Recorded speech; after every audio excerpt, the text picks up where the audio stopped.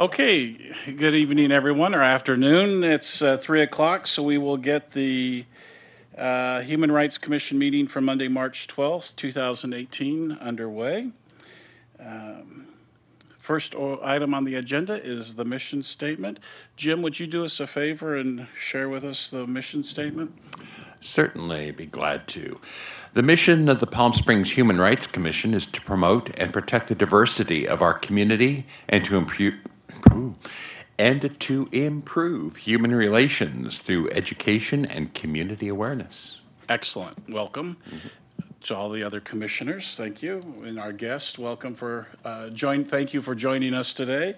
And now we'll have roll call. Commissioner Genesita, she will be attending. She hasn't arrived. Vice Chair Chappell. Here. Sam Sherrill, he is excused. He's under the weather. Chairman DeHart. Present. Commissioner Gross. Present. Commissioner Morgan. Present. Commissioner Randolph. Present. Thank you. Okay, thank you. At this time, any person who wishes to speak on a topic within the city's jurisdiction during this portion of the agenda must file a speaker card with a staff liaison before that portion of the agenda is called. There's 3 minutes allocated per speaker. Although the commission values your comments pursuant to the Brown Act, it generally cannot take any action on items not listed on the posted agenda. Commissioners will not enter into a discussion with speakers, but during commission comments may refer the matter to staff for report and recommendation at a future commission meeting. And this afternoon we have one speaker card that has been submitted, Jeff and Maureen Gilbert. If you'd like to come forward to the microphone right here at this chair. Thank you. Maureen is blind. Okay. Which one do I hit? Green for go. My name is Jeff Gilbert. My wife, Maureen Gilbert, is in the audience there. We have a home in Palm Springs, and I have a handout if I pass those around. It's a timeline and a brief description of the issues.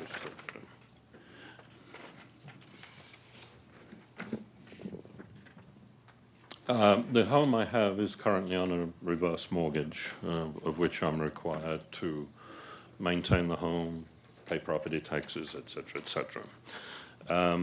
We have a separate suite within the home, which we have been renting out through the Airbnb situation, which I'm sure you all are aware of. And we received the card that I've attached to the back of the comments in October of 2017. And the first bullet point there describes the vacation rental. It's less than 28 days, and the item that I'm most concerned about, it says, and the owner is not present. We are always present when we rented out the property, so we felt we didn't fall under the city's definition of a vacation rental. So we continued. The next thing we heard from the city was on January the 2nd. I received a certified letter. Enclosed was a citation from the city for $500. I went to the vacation rental office and said, we don't fall under the category because, look, we're always present. Apparently that is not the case. They have changed it since then. I said, well, did you send me a new notice? I didn't get it. Well, they had no plans to send out a corrected notice that says, deletes that line or whatever the omission was. So we went backwards and forwards. And then I talked to Suzanne at the vacation rental office, tried to get an arrangement with her, see if we could sort this out. I asked for a hearing, and she said, well, you're too late, and you have to pay the $500 to be heard. Well, I said, I don't have the $500. We're living on a fixed income, which is below the poverty level. I don't have $500 to asked for a hearing, and if that went to the city's subcontractor, there was no way I was going to see that money back. So we've been round and round, and on the same day I went to the vacation rental and found out about this new description of a vacation rental. I closed out all of the reservation possibilities at Airbnb. Basically, I stopped. There was no way to make a reservation because I wanted to comply with what the city wanted now that I know about it. Mr. Gilbert, your Yes. 3-minute time is coming to an end. Okay. My brief comments at the bottom of I feel that we got the incorrect information from the city. That's one reasoning. The other, I feel we were discriminated against because when the city brings in new ordinances, people are given time, and the main example of that is the gas blower system. The blowers that were outlawed, so they had 18 months to comply before fines are imposed. So I feel if it's good enough for them, why wasn't I given time to change my operation? Okay, thank you. We Thank you appreciate very your much. time. No more comments, yeah? Did you each get a copy of the? Yes. Yeah, okay. Thank you.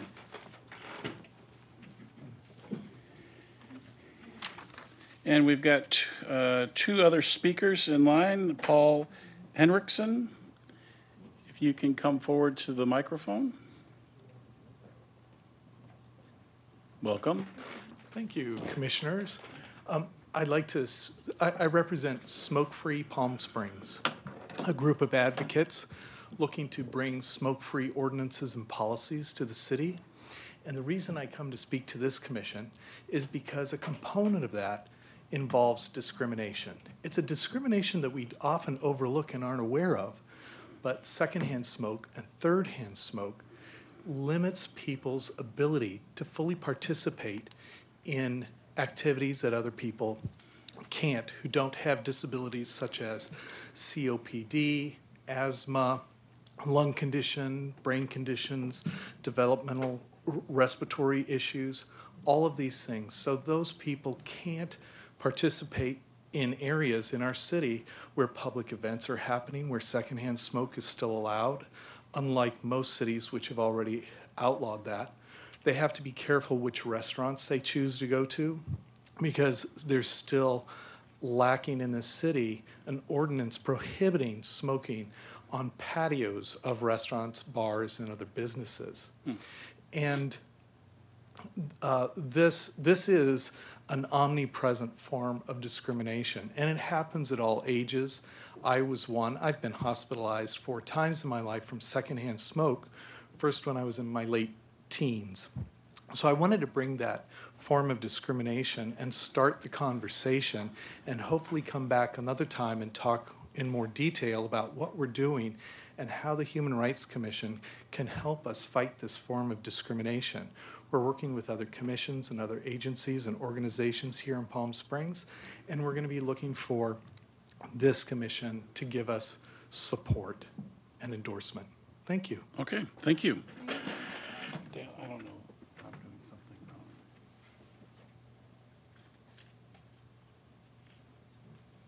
wrong. And the next speaker is Suzanne Severin. Please come forward to the microphone. Good afternoon, everybody. Hello. I, first of all, want to thank you for the work that you do for our city. I appreciate it very much as a Palm Springs resident. But today I'm here in the capacity of a member of the Harvey Milk Diversity Breakfast Coalition. And I have some flyers, and I want to let you know how interesting and inspiring this year's program will be, and I hope to see you there. So we've got the breakfast planned for Friday, May 18th. It's at the Convention Center. We're almost outgrowing the Convention Center. It is very popular, and for those of you that have been there, you know it's not to be missed. We have a lot of great sponsors this year, and they're growing, but just to share with you, Desert Regional, Equality California, Hyatt Palm Springs. We have sponsors from here throughout the valley. And for those of you who don't know much about Harvey Milk, he was the first openly gay elected official in California. And of course, he served the LGBT community, but he did a lot of other wonderful things, and he had a voice for people who didn't feel like they could be heard. And that includes tenants, seniors, farm workers, and many, many others. So this will be a very special, extra special year because Mr. Milk was assassinated as soon as he was elected to office. Very, very sad day for our country. And this is the 40th year that he has been gone. So the program will be not only honoring his work, but his memory. And I hope to see you there. You've participated in the past, and I'd love to see you get a table. So I'm going to leave some flyers and some information. If you have any questions, please let me know. Excellent, thank you. Okay. It's always nice to have you back at the table, on the other side of the microphone. It's very nice to be here. Now we'll move into, and no other comments? Okay, thank you. Now we'll move into Commissioner, staff, and student comments. We can start with any comments from Commissioner Randolph. All right. Just want to say thank you for everyone attending today. It's nice to see people in the audience and having people speak. I have nothing to comment on. Well, that was very quick, so I don't want it to go unnoticed. I will make a comment then. Just so there's awareness, the 2 open commissioner seats, interviews will be conducted. Currently, it's scheduled for the 28th of March. So after then, we should get news of the new candidates who will fill the seats. So now we have, excuse me, part of the senior rights, senior/dependent adult Bill of Rights that we're working on. We've come up with 3 directions that we're going to go from the subcommittee, and one of them was to invite key stakeholders from the community to come and share with the commission some of the challenges that they're aware of the senior population in Palm Springs and the greater Palm Springs area. And today we have with us Chris O'Hanlon, the Senior Advocates of the Desert, who's going to brief us on the issues that the Senior Advocates of the Desert deal with on a daily basis. So welcome and thank you for being here. Thank you. There's 4 going that way, and then we've got 3 going this way.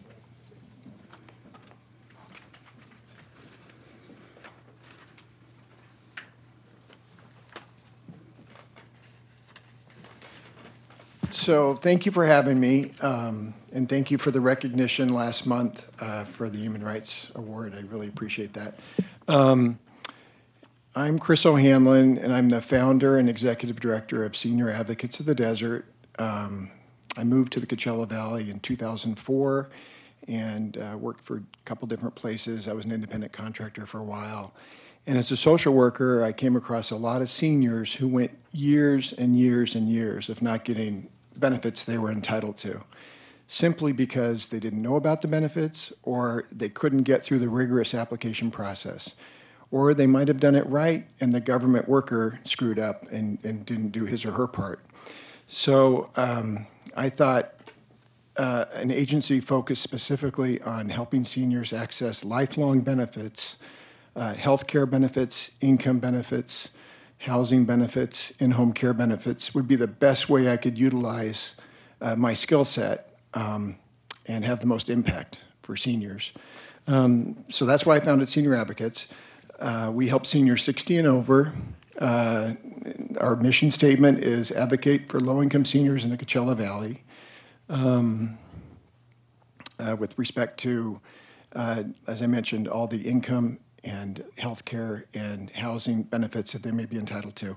On the gray sheet here, I want to point out to you, there is a safety net for seniors in California. And this is something when I was a lay person I didn't know about. I was a regular person out there, and then later on I went and got my master's in social work and learned all this kind of stuff. But I still go to events sometimes where people say, well, seniors are trying to pick between buying their medication or buying their food. And I say to myself quietly at the table at some of these events, well, who's helping them? That shouldn't be a choice. You know, here's the fix right here on this gray sheet. If they're low income, low asset, they get Medicare, Medi-Cal. The most expensive medication would cost like $5.25, okay? If you look at the bottom of the gray sheet here, you'll see what the typical budget would be for a client of mine that I consider on the bottom rung. Okay, this is the bottom rung for a senior in California. A lot of seniors aren't there because they haven't reached the bottom rung. But that's where our job comes in, making sure we let people know about this program specifically, as well as some other programs.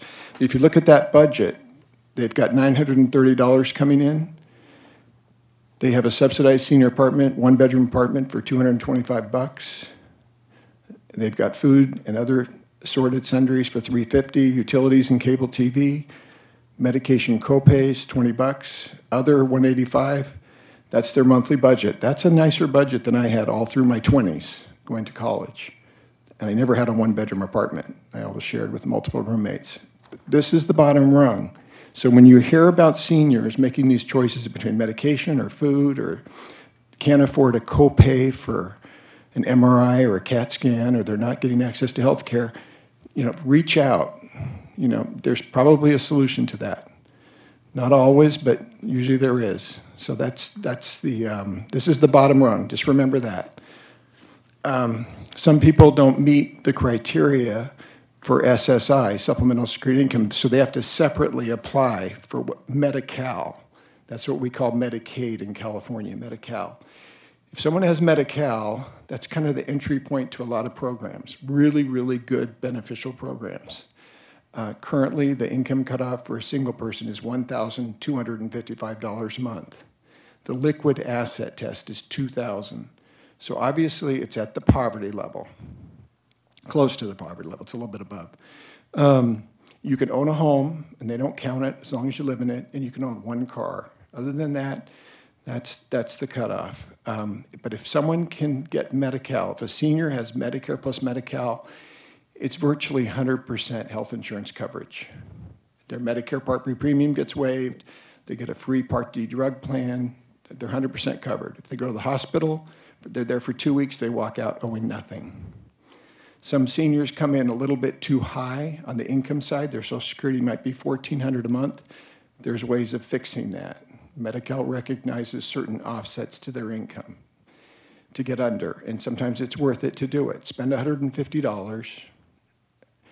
Get full Medi-Cal, get your Medicare Part B premium waived, save back $134, get virtually free drugs, free health care. And if you need it, there's a program called In-Home Supportive Services. It's on the back here. That provides free in-home help to seniors, free in-home help. Normally, if you called an agency, it would be about $20 an hour and up. My clients get it for free. The state of California would much rather keep, Mrs. Jones in her apartment and pay for someone to go in and help her than pay the state of California $8,000 a month for a nursing home.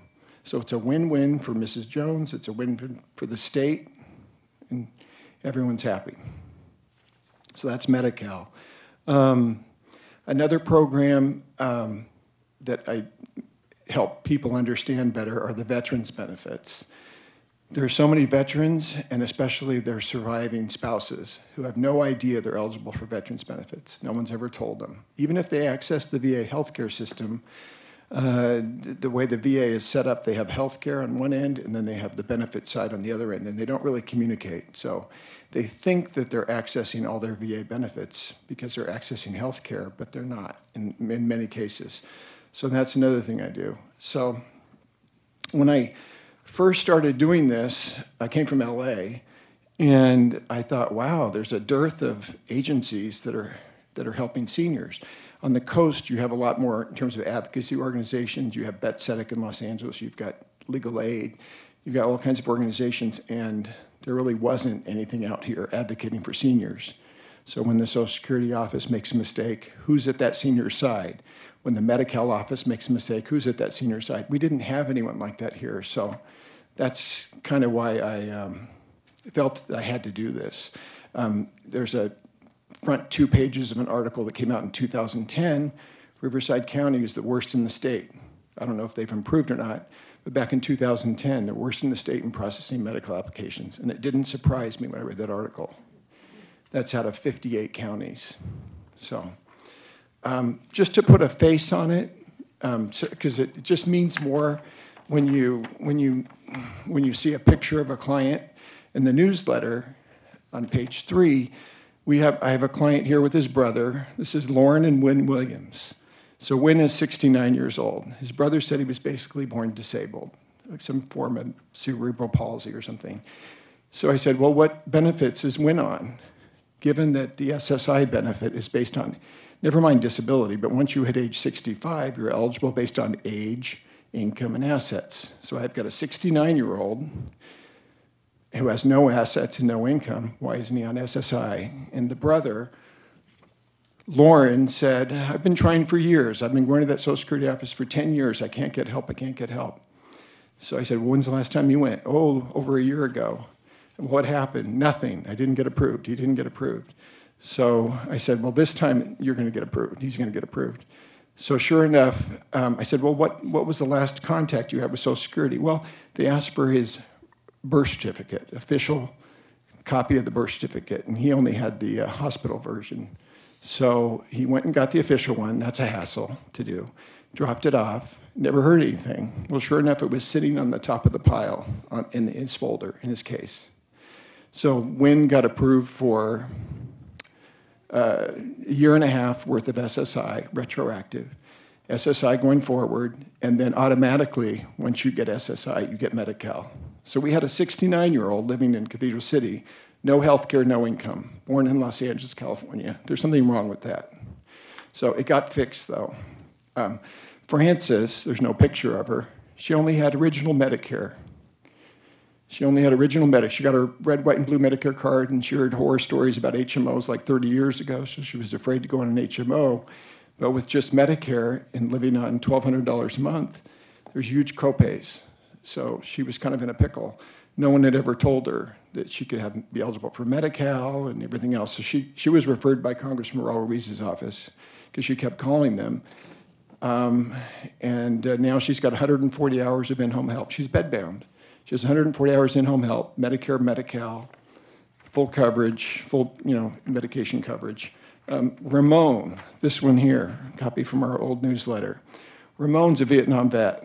Okay, he called a couple of years ago because it was late March, early April, and his swamp box cooler was broken, and he was dreading facing the summer, heading into the summer without any form of air conditioning. So I go over to his house because I had some emergency assistance funds to repair his swamp box cooler. The house is dilapidated. It's going into foreclosure based on the tax liens because he kind of inherited it from his mom, but it was kind of a mess. Anyway, so I said, yeah, we can help you. We can get this fixed. We'll do it. I was leaving the house. I was at his front door. I was heading out. Ramon's in a wheelchair. His leg's amputated at his knee. He had bone cancer. And he was getting health care through the VA. So I was leaving at the front door. He said, Chris, thank you so much. I really appreciate your help. And I said, Ramon, we've barely gotten started here. I mean, you're welcome for this, but we're going to do a lot more than that. So no one ever told him he was eligible for Medi-Cal. He had turned down Medicare Part B when he turned 65 because he said he couldn't afford the premium. No one ever told him that that would be waived based on his income and assets. So I got him on the Medicare Part B, got him on the Medi-Cal. No one ever told him at the VA he was eligible for Veterans Aid and Attendance Benefits, so I got him another $700 of income. And then I helped him with a VA organization get his own apartment. And now he has in-home supportive services, Medicare, Medi-Cal, and about $1,800 a month coming in. So those just put kind of faces to what we do at Senior Advocates. And they're out there. And I know we're probably barely scratching the surface. Yeah, that's excellent. Yeah. We've On to our 10 minutes, and I want to Sure. make sure we've got time for any questions that the commission might have. First off, I'd certainly like to say thank you for being here and sharing what Senior Advocates does. And second to that, thank you for founding Senior Advocates, because there certainly is a need, and appreciate the work that you're doing and you have been doing. Any questions from commissioners that Chris might be able to help us with? All I can say is just get the word out. You don't have to understand the intricacies of these programs, but if you, like for the example I gave, if you hear of some senior trying to decide between eating and buying medication, give them my number. I'll get to the bottom of it. So I have a couple questions. Sure. 60 years is the age range that you're focused on. Why 60? Historically, it's kind of the senior age for nonprofits helping seniors. The earliest program that seniors typically qualified for is age 62 for early Social Security retirement, 65 for Medicare, 65 for SSI based on age. It's just, I waive it all the time. You look at the newsletter, I've got Antonio here, and I've got Robin. I waive it from my personal time, you know, like, because there's no middle-aged advocates of the desert out there. So people refer people to me, and I'm not going to turn them away for my personal time, you know. I just don't have, like, financial assistance funds for age 60 and over. So I waive that, but generally it's 60 and over. Okay. So you spent a little bit of time talking about when a senior, or if we ever hear a senior talk about having to make a choice between food and prescription. What are they doing that they should be doing differently, or how do they even know that there's an option out there? How do you reach them? They reach me. I get referrals. I mean, a lot of them don't reach me, but I get referrals from healthcare social workers, like Desert Oasis healthcare social workers, Empire Physicians and Medical social workers. Francis came to me from Congressman Raul Ruiz's office. Lauren and Wynn, lawyer, referred them because there's no money in SSI, so a lawyer's not going to take the case. So it bounced them to me. Just word of mouth. I mean, it's just word of mouth. I mean, we're not short on clients. So, but they find themselves in that position just because they're not aware that the resources are available? Yeah, I mean, thanks, that helps me remember. So this is the application for Medi-Cal. If a senior calls up saying, I think I might be eligible for Medi-Cal, they call the county. This is what they get in the mail, this thick packet. So a lot of seniors would take one look at that and say, oh my God, I'm never going to get through all that. It can be overwhelming. So that's kind of what we do, is help them do it and deal with the worker. And you got to provide financial documentation, copies of this, copies of that, in addition to filling that out correctly. The food stamp application is this one. So I forget your question, but we hold their hands on everything. If they can call us and get hold of me, all I have to do is ask them a couple questions and screen them, and then go from there. Mm-hmm. Yeah, we meet with them in their homes. We meet them. We're 2 days a week at the Mizell Senior Center. We're 1 day a week at Cathedral City Senior Center, every other Wednesday at Joslin Senior Center, and we're also at Desert Hot Springs every other Tuesday. So you mentioned that Riverside County, I think, we're 58th in the list of... Yeah, at the time of the article, yeah, they were the worst out of the whole. See, it's structured differently in Riverside County than LA County. In LA County, the LA County Department of Public Social Services, whatever it's called, they farm out state money to nonprofit agencies to manage care management programs. Riverside County is different. So like in LA County, you've got JFS of Los Angeles, Jewish Family Service, you've got SCAN in the Long Beach area, you've got WISE and Healthy Aging in Santa Monica area, you've got Altamed in East LA, you've got Huntington Care Network in Pasadena, that area. In Riverside, it's structured differently. It's kept in-house under the Riverside County Office on Aging. So then you don't have these little various nonprofits doing it. And in LA County, you've got those little nonprofits that are on top of the LA County Medi-Cal office. You've got those nonprofits on top of the LA County In-Home Supportive Services office and so forth, making sure that they comply with the rules and regulations, as well as on top of the Social Security office. You need advocates. That's what advocates do. It's what you guys are doing. You need people poking and making sure that the government does what they're supposed to do. The government workers do what they're supposed to do. Hold them accountable. And so there was a dearth of that out here, especially the Coachella Valley. So. Well, excuse me, let me also offer my thanks for bringing this to us today. This is the first I've heard of your agency, and I'm very glad that I've now heard about it. But it also, and I think reading between the lines of your comments, I have an observation, and tell me if you agree with it. It strikes me that the marketing and the communication of the availability of the services you offer, and perhaps others that should interlink, is simply not out there. If I heard you right, this is mostly now through referrals, through professionals, and through word of mouth. Am I missing something there? Or No, you're right on. Yeah. Yeah, but I mean, I'm already working 50 hours a week. I spend my weekends writing grant applications. I thought the word hobby came up recently. It's like, oh, hobby, that would be nice. If I can get to the gym occasionally, it's like a thrill. But getting money for operational support for seniors is really, really hard. Palm Springs has been really generous with CDBG funding, but all that money goes to vendors to pay their bills. Mm-hmm. I have to write grants to fund my meager $1,000 a month salary and my 2 part-time people. Well, I'm very, Yeah, so. Well, I'm very grateful for all that, but the intent of my question was really like, it sounds like if I didn't know, and I do follow the community closely, there's probably thousands more, just like me, either folks who might want to help with all of this. That'd be great, yeah. Or connecting with clients. Sure. So I wanted to probe a little bit on this marketing thing, because to me, that kind of is beginning to feel like a big hole in this. Are you saying fundraising or? No, just simply making sure that in broad visibility, broad awareness, it might be a capacity issue for me, though. Well, I'm already at 50 hours. Oh, I hear. I totally understand. But I think they get addressed together.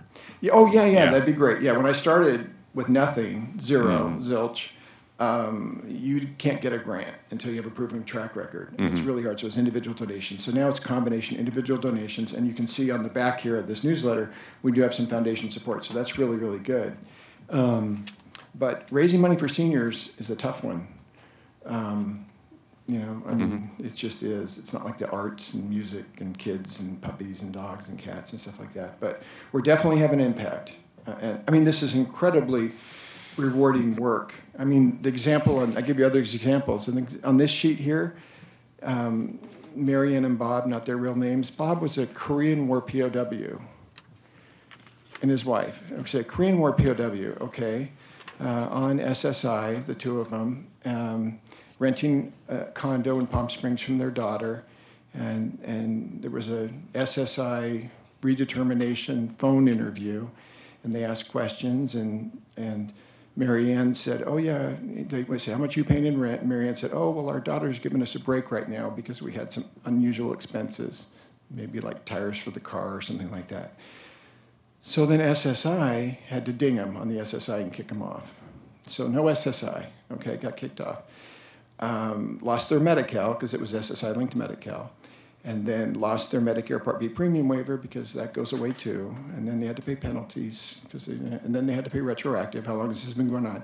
So finally, the daughter in LA said, what is going on? What's going on with my parents? So she called the Social Security worker, and the worker said, here, call Chris. He'll explain it. She tried to explain it, but she's like, here, call this guy. And I explained to the daughter why. And the daughter's like in tears, like, how could they do this to my parents? How could they do this to my dad? He was in a POW camp. And I know, but the worker does have to apply the rules. But we were able to fix it. And in addition to that, he was not aware he was eligible for the VA benefits, so we got more money for him on the VA benefits. But it goes on and on. He passed away. And then when she reported that he passed away, the Social Security Administration cut off her Social Security too on her own work record, so they both got shut off. That took multiple phone calls on her part and visits to the Social Security office to get fixed. And then she got her own survivor's benefit for the VA aid and attendance, and then the Medi-Cal worker counted it, and she wasn't supposed to, so she was trying to kick her off Medi-Cal. I had to appeal that, and we won that, but it doesn't end, This is a Korean War POW and his now widow. So the work is very rewarding. If I can spend 5-10 hours and change someone's life like that, I can't imagine doing anything else. Mm-hmm. And in that case, the referral came from Social Security Administration. Yeah. Oh, yeah. A lot of them don't like me, but some know I do good work. Yeah. I mean, I do get calls from Medicare workers that care. You know, the client applies and they're $10 over the cutoff, so they have a $600 and something monthly share cost for Medi-Cal, which is easily fixed if they just buy dental or vision insurance. But that doesn't make common sense to the client. Right. Why, if I'm $10 over, why do I have a $600 and something share cost monthly, like a deductible for Medi-Cal? So the Medi-Cal workers only have so much time to be able to spend on that, so they bounce them to me, and then we fix it. So, well, thank you, Chris. Thank you. You had a question? As Chris alluded to, City of Palm Springs, through our Community Development Block Grant Program, has funded the agency every other year and has been supportive of other agencies. And many of them come together collaborating. Definitely. There are restricted funds, so they get very creative of how they're able to assist. And I think sometimes we are in our own little house and we don't want to know what's going on with the neighbors. Recent situation, through our code enforcement, our building and safety, a neighbor had made a complaint about a neighbor's yard not being well groomed, not having irrigation, and that call triggered the inquiry to our office and further to Chris, and we found that she was cut off the Desert Water Agency's payment for non-payment, and then that just entered into other situation that structure of her assistance could have been done differently. So Chris is managing and working through those issues. But sometimes we just think that, no, they're okay. Well, we don't know what's going on behind the door. And sometimes our neighborhood groups, our neighbors, and individuals, we need to reach out to them. Because in this situation, her only support system was the daughter living with her. They had no other relatives to speak of. There was no support, and it just overwhelming. And they really get like there's no options. And fortunately, she's in a better situation now. But you know, we can do a lot more than just writing a check. We need to be concerned about our neighbors. Thank you. Yeah, that's when anytime I talk to a mixed audience, because I know that a lot of people just don't qualify for things based on their income and assets. I say, think of, your brother, your sister, your neighbor, your cousin, your cleaning lady, your anyone else that you may know that may be eligible for these programs, because government just doesn't do a good job of getting the word out. So people really have no idea. In the meantime, they suffer. Yeah. And that was the thrust of my question. Yeah, it sounds like, and you're just Commissioner Morgan?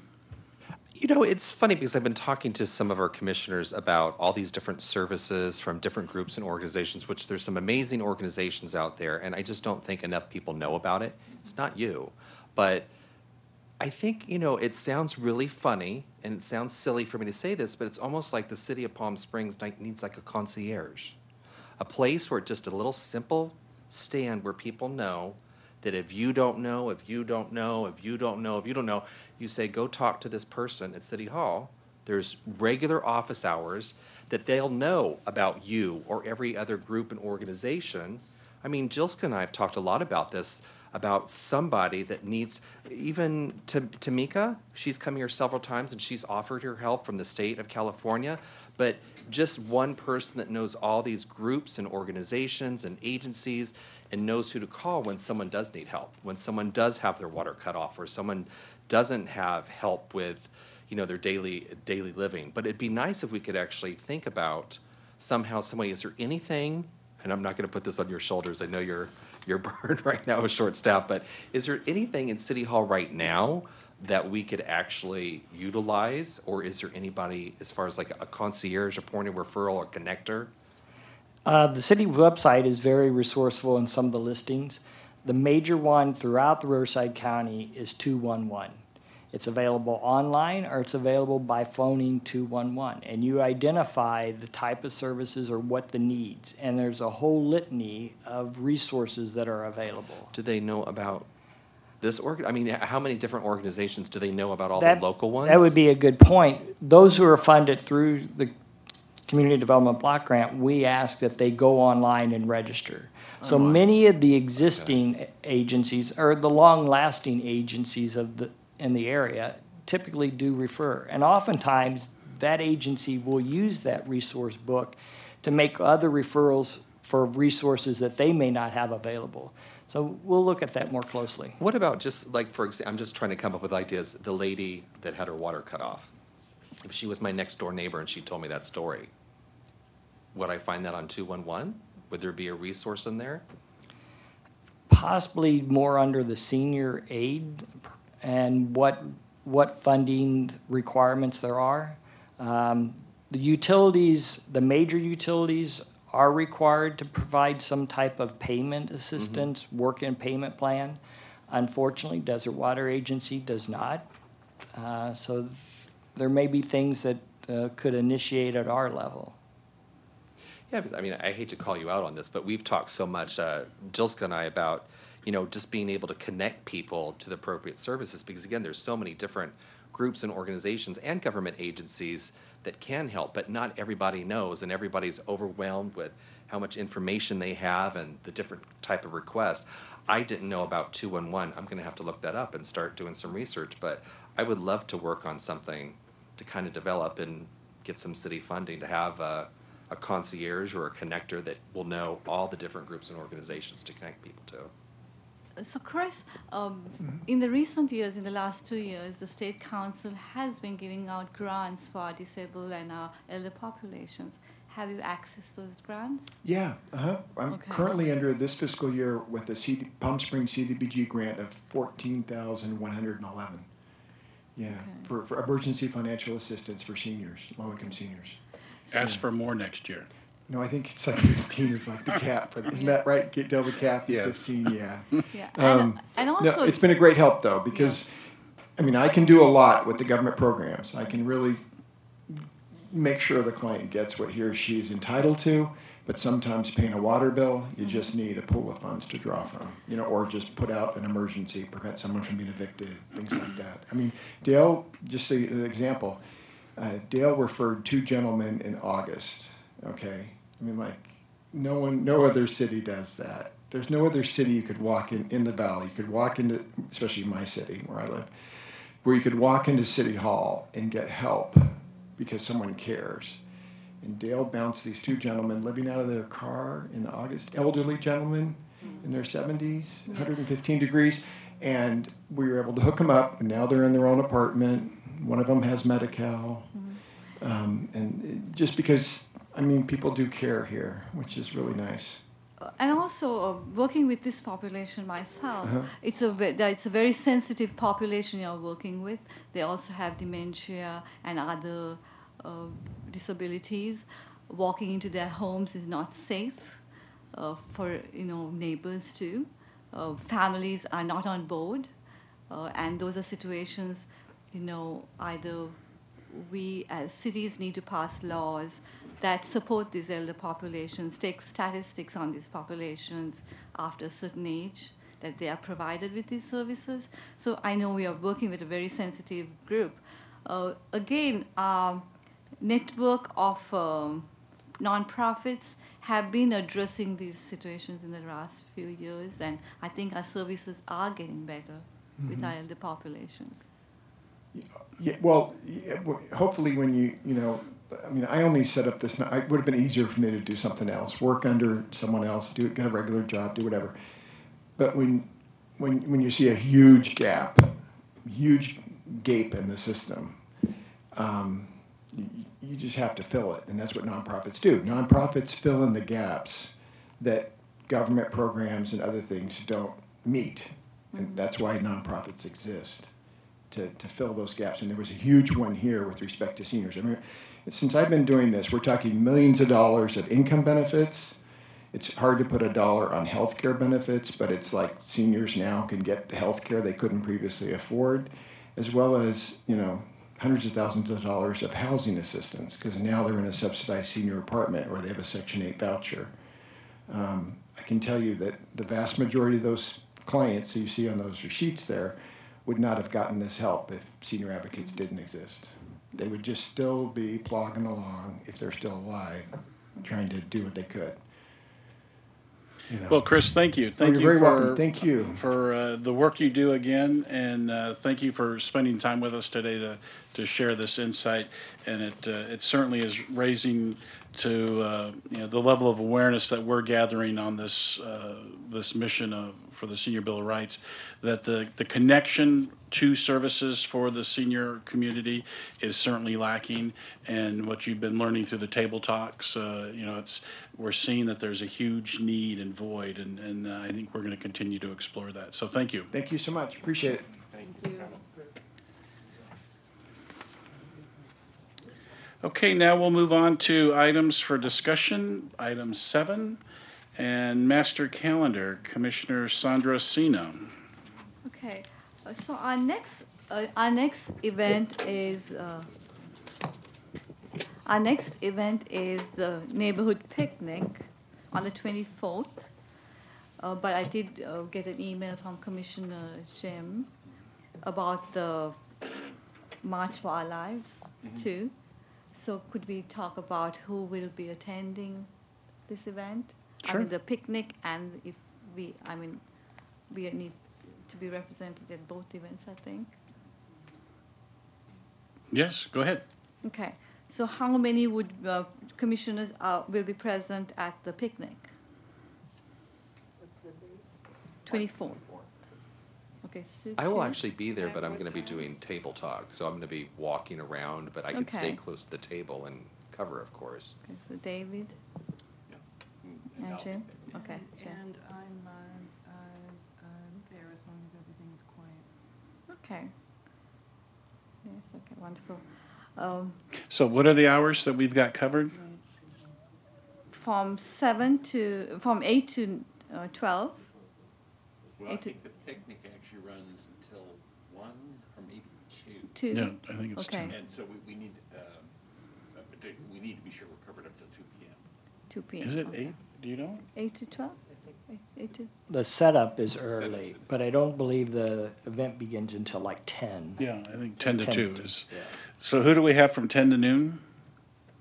And who's setting up? Well, I don't, already kind of on the hook for kind of being there at the outset. Okay, so Jim, And I'll do 10 to 12. okay. So Denise does 10 to 12. 10 to 12. And you do your table topics? And I'll just sit, I can certainly stay at the table. I can certainly stay at the table and cover if someone's not there, and then walk Okay. around when there's more people. And I'll try to be there, but I don't know whether I'm still gonna be on a walker or crutches or a cane or whatever, Okay. but, I think it might be Okay. past the surgery date. So I'll be there from 12 to 2. And also, Who's going to help you pack everything up? Well, I'll come over after the rally. yes, I'll be at the rally too in the morning. The beginning part of, Yeah. yeah. And the question here actually kind of for Dale, I think you may know this. You will tell me, of course, if you don't. The picnic committee, as I remember, sets up a table, 2 chairs, and 1 pop-up. Is my understanding correct or not? Typically not the pop-up. That would be our responsibility if we want it. We do have a tent if you wish to use it. I don't believe last year that we did. There is, I think the Tabletop Talks is using the table cover, and we've used that. And some of the brochures, if wants to be able to have those available. But the actual picnic committee will have in place for us a table and 2 2 chairs. chairs. Is that right?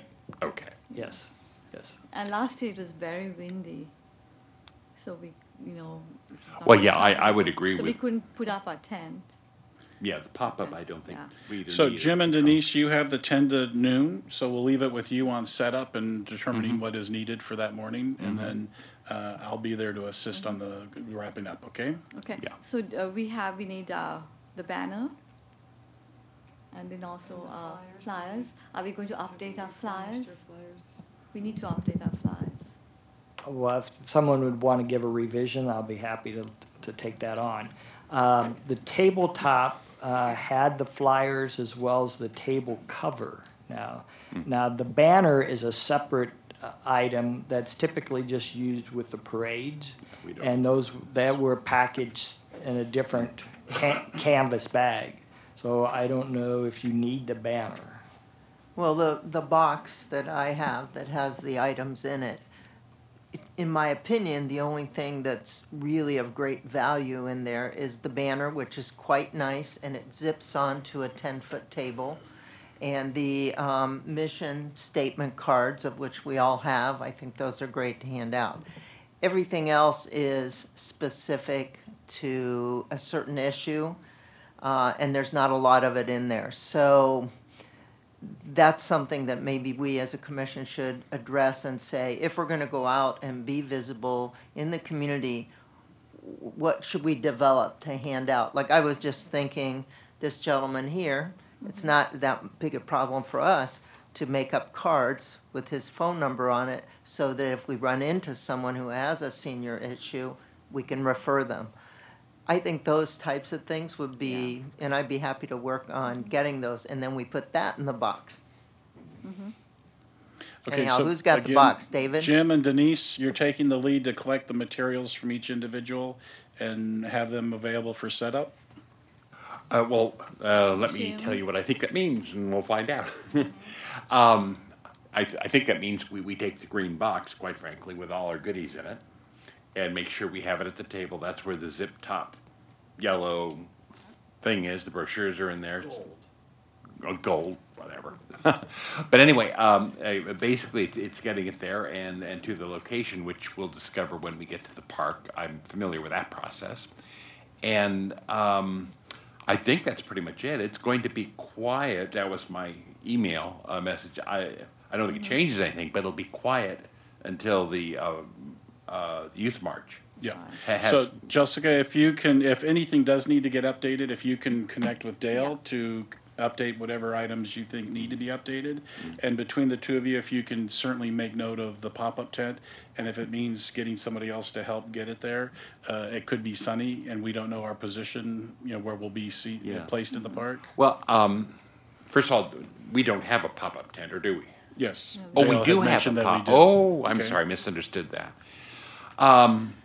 Well, yeah, then maybe it makes sense to pick it up, and then we can, when we're there, put it up if it makes sense or not. If it's windy, those things fly. Is it possible that you get those supplies? Dale, I can just touch base with you in terms of getting the pop-up, and we already have the green box, right? Okay. Good to have the cards and the handouts because people do come over and they take those, but it would be great just to contact and get a few of these. So who is going to contact? Oh, from the senior Yes. advocates. Let me suggest, a couple years ago in the transition of staff for the commission, there was an abundance of marketing material. We did not do a very good job of keeping it current and updated. We don't need to fall back into that because it was more of hoarding than really utilizing the material. If we want to develop some referral list, maybe senior issues, youth issues, and identify key organizations, a handout such as that would be much easier in updating than trying to retrieve all these organizations' marketing material. So it puts some responsibility on us, but it was just unmanageable to keep it as we had in the past. Well, we do have a marketing and outreach committee, so I think maybe they can take care of that, and that would be one of the responsibilities to make sure it's up to date. So we're spending a lot of time on logistics and operational activity for an event that's only going to be 4 hours.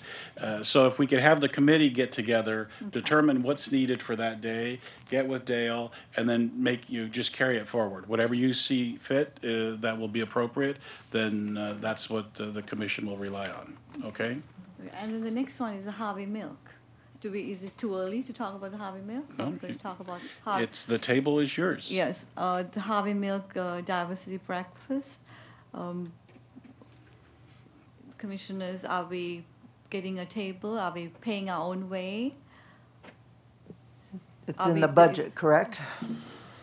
It has been designated in the budget, but if you remember at our retreat, there was some discussion of looking at alternative processes. There hasn't been a reservation for the table at this point. From the flyer that had been distributed, we were always at a table sponsorship of $650, and that's a table of 10. We were able to fully occupy a table last year. In prior years, we had challenges that people would commit and they did not attend, and it would be a wasted seat. So I thought that in the retreat, it was pretty much we were going to just continue on and then have discussions at the appropriate time. So this would be the appropriate time to give direction to staff of how you wish to proceed. So what would we spend the $650 on if it wasn't on the Harvey Milk Diversity Breakfast?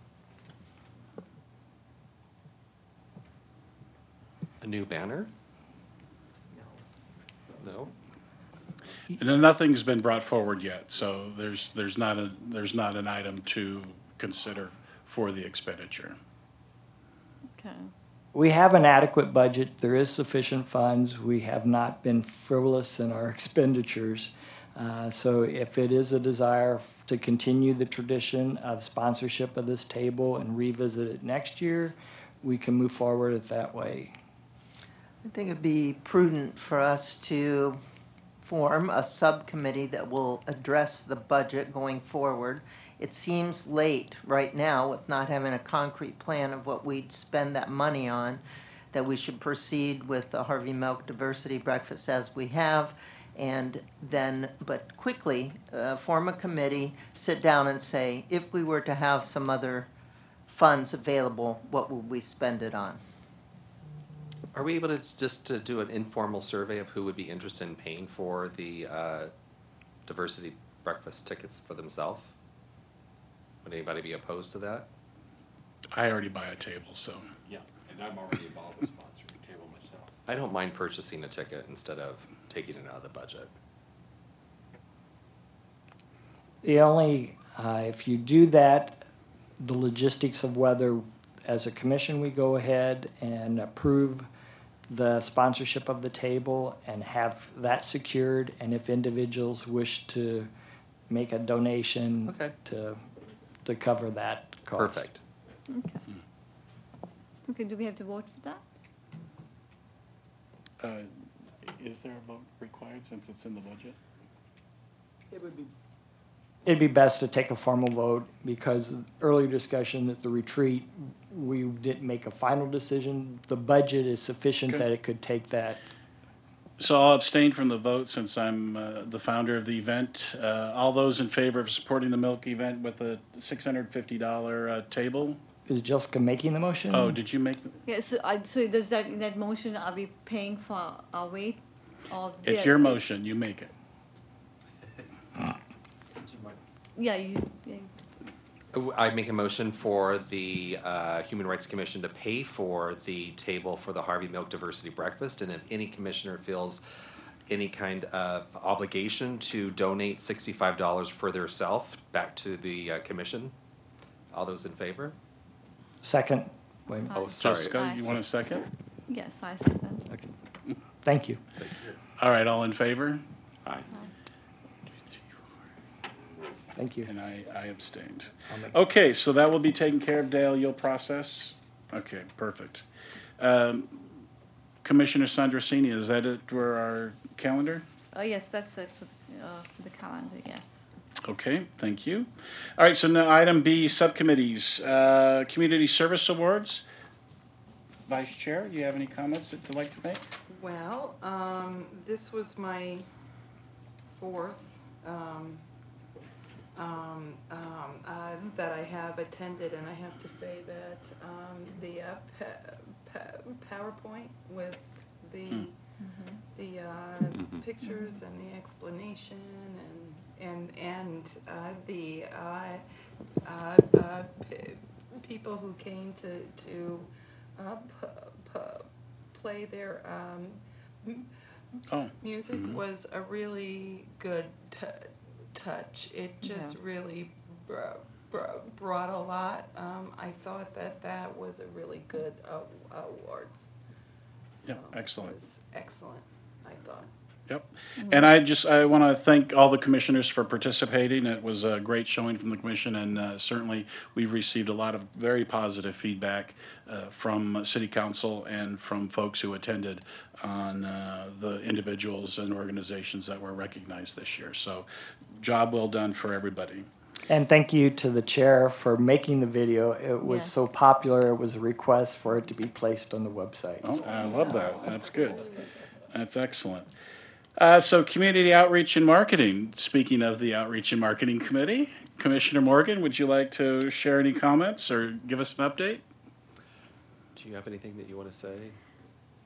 So you go first, and I'll Table do the Talk. outreach. So Table Talk, just for those of you that don't know, we've been outreaching to the community a lot. In the commission meetings, we talk about what we want to concentrate on for the community, but we've developed an idea to just go to 10 different locations throughout Palm Springs and talk to residents and find out what their concerns are, things that they think that are important, something that maybe that we could work on that we're not already working on. We visited several locations so far. We've got some amazing responses. We're going to complete, probably in the next month, we have about 4 locations that we're still scheduling or rescheduling. And then after that, we're going to have a very unscientific report on what the comments were from the citizens of Palm Springs. But it's been fun so far. I hope the commissioners that have been able to do it so far have enjoyed, and it's been fun. I think we've learned a few things that we didn't know before about the city and the residents. Yeah, yes. So let me take the outreach part of our work. I've been working the One Future Coachella Valley on disconnected youth in our community, and this is transforming business and civic engagement in our community. It's been a really wonderful group powered by very young people, and I'm excited at the future of our cities. Excellent. Anything else from the committee? I just wanted to say that, often when you're doing big picture work, it's not often you get down to the level of, for example, we went to the Well in the Desert lunch at a church recently, and our approach was, maybe we sit down and have lunch with you, and we talked to the 4 or 5 people that was at our table. I mean, to get to that level and try to connect one-on-one with people, I think the information that comes back to us is invaluable. Yes, excellent. It's good work. I'm glad to hear that it's going well. Yes. We're getting good feedback. Anything else from the outreach, marketing? No, I echo. I echo the. I have learned a lot, and I've had a number of my preconceptions blown up, which is really good. All right, excellent. So now move on to student representatives, an update from Commissioners Morgan, Randolph, and our student representative who's absent today. I noticed that I was at the parade, and I noticed that our student commissioner was actually present, riding in one of the vehicles. I did not have I didn't want to stop the car, but I think we need to come up with some sort of a solution. I know Sam was going to contact us, and I know Nikki is going to work on some other projects, but we need to come up with some sort of a guideline to really make sure that we have someone that's going to actually be able to attend. Yeah. I think this is the task that has been given to the subcommittee. So Sam we're said waiting. that We're he waiting has- for a report back to the commission as to what the game plan will be. Well, we don't have a game plan right now. Sam said that he wanted to be on the subcommittee to actually develop some sort of a program Okay. for the student commissioner, because as you know, we haven't had our student commissioner present, Right. unfortunately. I think we do all agree it's in disarray and something needs to be done. It's sort of just living a life, and there's no lifeline to it, so something has to be done. So is there a timeline that you're working on putting something together to bring back to the commission? What are we looking at from a timing standpoint to have any recommendations or suggestions on what should be done?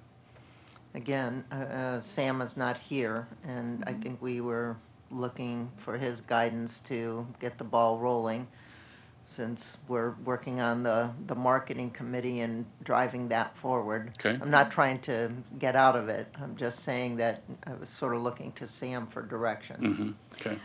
Could I add in something? Could I be on that committee for the students? Are we, can we have more? There's only Sam and myself right now. I had offered to help. I have some ideas. Okay. So 1, 2, 3, 4. I'd be happy to resign because I'm going to suggest we organize a finance committee, and perhaps one of the 2 new commissioners can be on that with me. So, Okay. So Sam, there's 3 right now. We certainly can have a 4. We cannot exceed 4. There's only myself. Nikki has decided to actually go off of the subcommittee. Sam, at the last commission meeting, said that he wanted to be on the subcommittee. So it's just Sam and myself right now. Okay.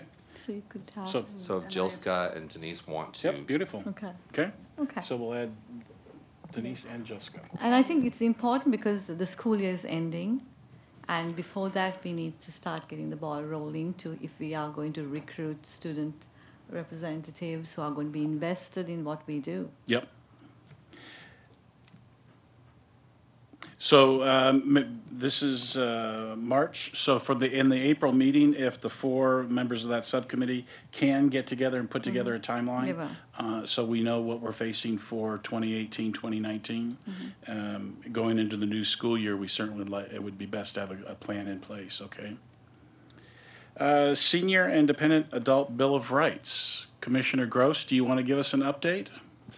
Well, at least on that part that I've been working on. Yes, that's good. Okay.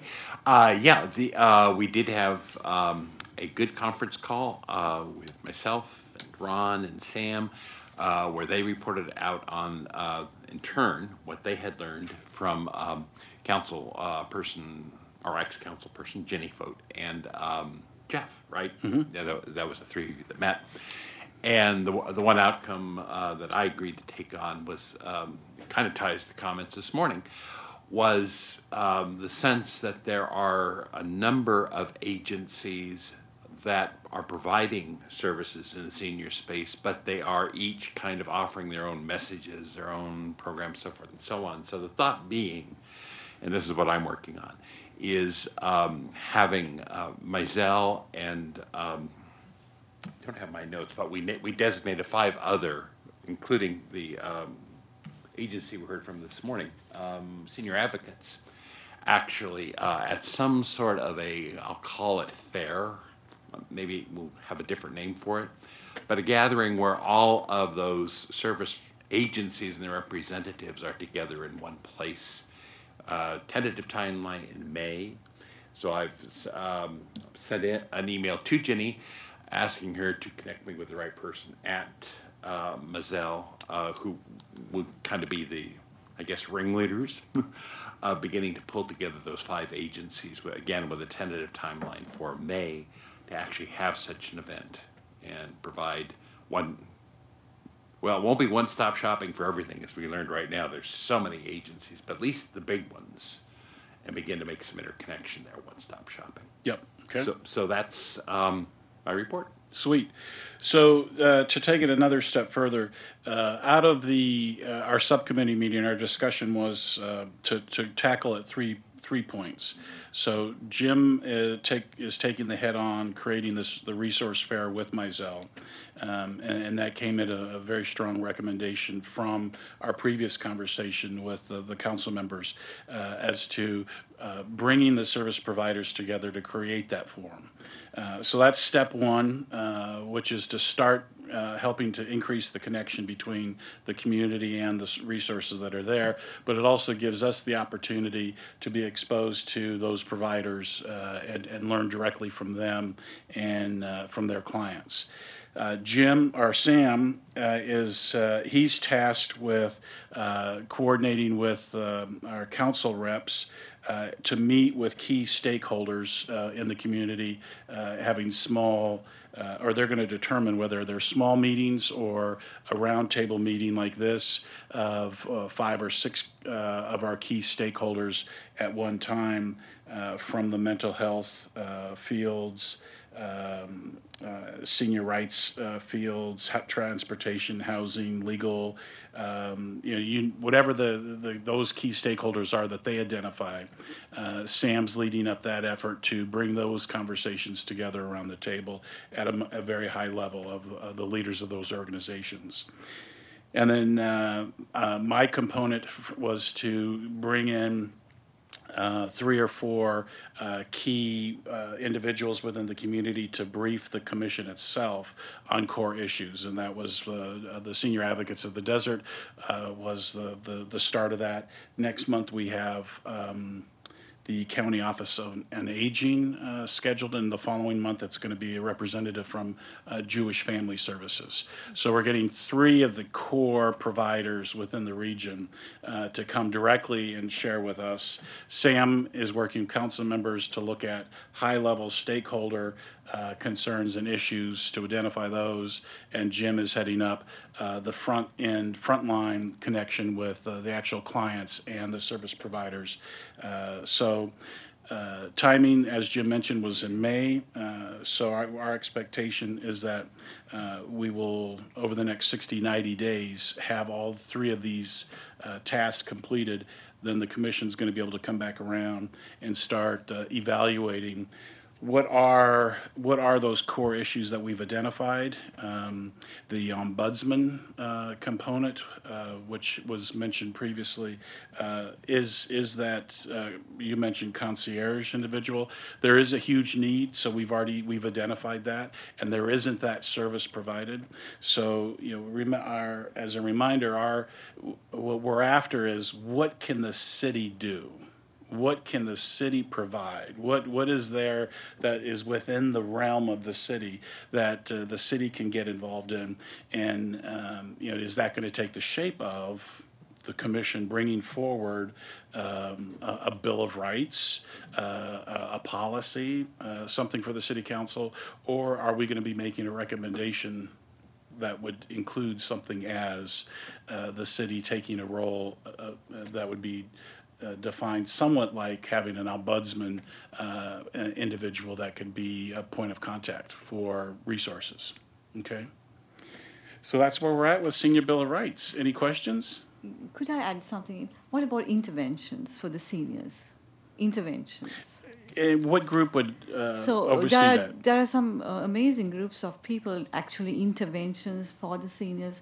Example, there is a group called Music Men's Minds, where the seniors do get together and they do bring all the instruments that they have been playing, and they though they have Alzheimer's and all dementia and all these things, but when it comes to music, they're able to just jump in. Mm-hmm. So these are interventions that we are talking about for senior populations. There are a couple of other groups too.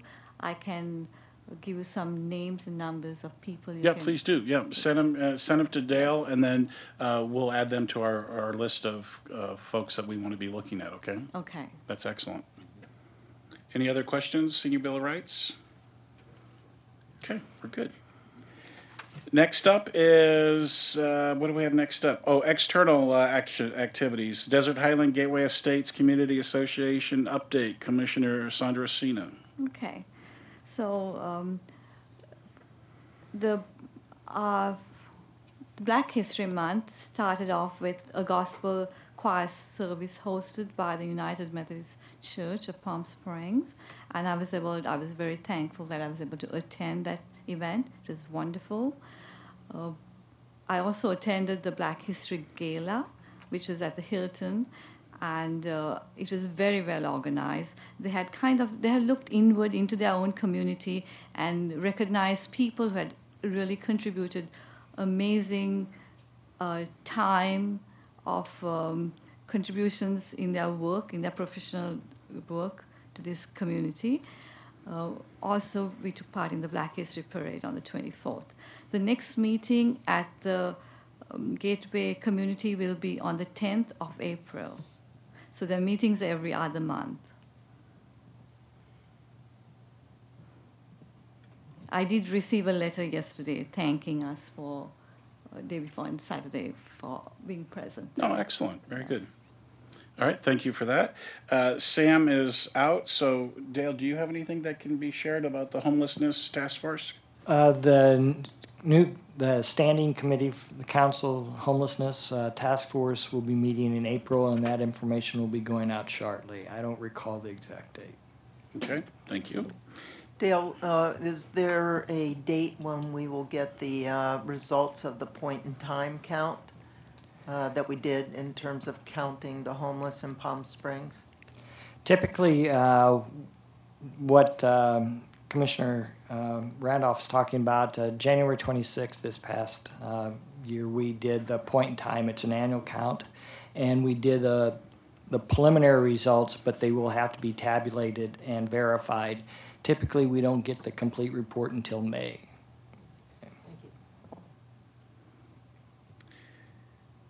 No comment or no human rights issues were brought forward at the Main Street Palm Springs meeting this month. Next up is the Organized Neighborhoods, 1PS. Commissioner Gross. Yeah, just a couple of quick things. 1PS is going through a rather extensive bylaw revision and structure revision. I'm not going to go through all of it here because it doesn't really apply to this commission a lot, but just be aware that is happening, and if you have any questions in that area, please let me know. I would also, too, I picked up from this morning something I will take back from our group to 1PS, which is that I think at 1PS we have what are called neighborhood brown bags. And I'd love to hear presentations like we got this morning in those sessions. I think that will help bring up awareness at the neighborhood level, which was kind of, I think I heard that somewhere. So that'll be a nice takeaway, quite frankly, reversing the flow from this organization to 1PS. So. Okay, excellent, thank you. Mm-hmm.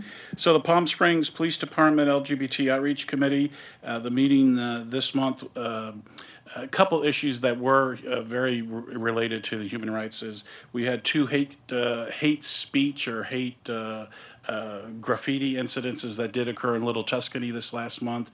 One was a verbal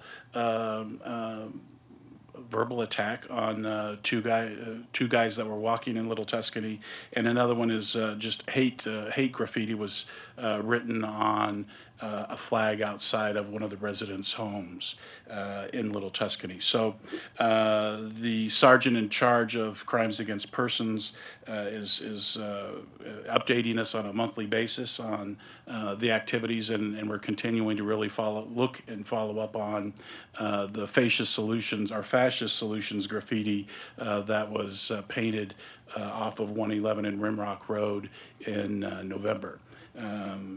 So that's what we've got. And April 3rd from 5 to 7 p.m. is a town hall meeting with the police chief. That will take place at the Hyatt in Palm Springs from 5 p.m. to 7 p.m. Everybody is certainly encouraged to attend. Bring any questions or concerns you have to the chief, and he'll be happy to address them. And that's it for the outreach committee. And that's at the Hyatt, is that what you said? Yep, Hyatt at Amato and Palm Canyon. Okay, thanks. April 3rd, 5 to 7 p.m. Okay, next up, topical newsworthy items. We can go around the table. Commissioner Randolph. I mentor kids at Cathedral City High School, and they reminded me this morning that there's going to be a student walkout. I forget what date it was, but is it tomorrow? Yeah. They're all going to participate and seem quite passionate. They're 16 years old, so I'm very proud of them. Just briefly, Safe Schools Desert City had a wonderful youth summit this past weekend. Ron was there, and in fact getting an award. And it was just really wonderful to see kind of from the, what shall we say, how things have evolved, particularly over the last 20 years in terms of where we are today and how we can be with kids in such a candid and adult way. I was very delightfully blown away by all of that. And it was also my pleasure to be on the scholarships committee there, and it was a wonderful pleasure to offer 19 scholarships and awards to deserving LGBT kids from across almost 20 high schools now. Wow. Actually, both the prom and now the youth summit are drawing not only just from the two desert valleys, high and low, but over the pass. We get Banning, we get Beaumont. So it's really very gratifying. So anyway, just wanted to let you all know that younger LGBT rights were well served over the weekend.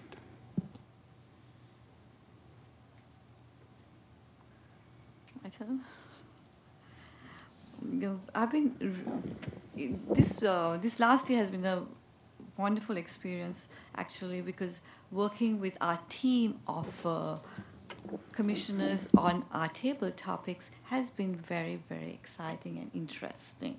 So I'm really thankful that 4 of us are able to meet, and we don't always agree, but we really come out of the meeting happy that we are a special commission and that we are moving forward and that we are shakers, movers and shakers. So that's it. That's good. Any comments? A couple items. The walkout, hats off to the Palm Springs School District for supporting the students in their right to protest and not laying down the law that the students would be reprimanded for, displaying, any action that they may. So, kudos to the district for taking that position. And the summit, there's 200 students there, and it was very impressive group of students participating this year, and it's the most outgoing and energetic and enthusiastic group of students I think I have ever seen, and this was the fifth year. So there is great promise in the horizon with youth that will be making the changes in our for all of us as we live under their rules and laws as they start to vote. So that was really great to see.